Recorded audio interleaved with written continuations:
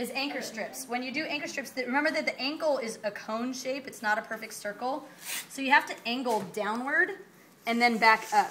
So you're making like a V. You go down and then back up, or else it won't lay smooth. So again, down and back up. You're going to do 2 anchor strips on the ankle and then 1 on the arch. The arch is, you'll feel for the ball of the foot, it's just below that. Okay? The next thing you're going to do is called stirrups.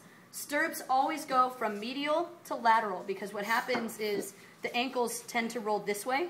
What we're doing is we're taking the ankle and rolling it this way so that it doesn't sprain, right?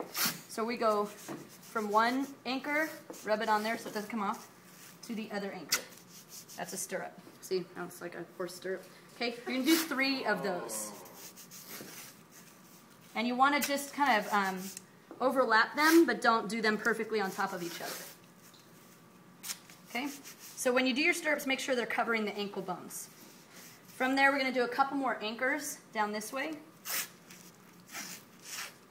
Okay, so and then right when you get to where the ankle gets skinny and then starts to come out the opposite way, you have to change the angle of your tape. If you keep going down, then it's going to jack up your tape. So now you have to angle upward as the ankle shape changes. Okay, now since now I have a foot, I'm going around the back. It's called a horseshoe. So I'm going to go from stirrup to stirrup around the back and get all the way to where his heel starts so that I have just a little square of a heel open. Good so far? Now we get to start the fun. So you're going to do the heel lock. You can start it, you can do it 2 ways. You can do it the way I taught you, which is to start with the figure 8.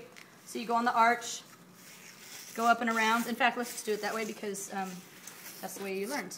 Then you do the first heel lock, second heel lock, 2 more on each, or 1 more on each side. Boom. Boom. So when you do it right, you should be able to use 1 strip. Okay?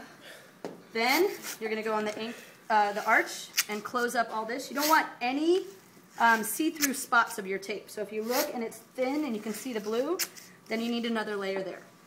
Run your hand along the back. If you feel any bulges, that means your tape is too thin and the skin is bulging out there. So you want to even out any pressure by putting another strip there. It doesn't matter kind of what it looks like as long as it's smooth. So you feel back there, no bulges.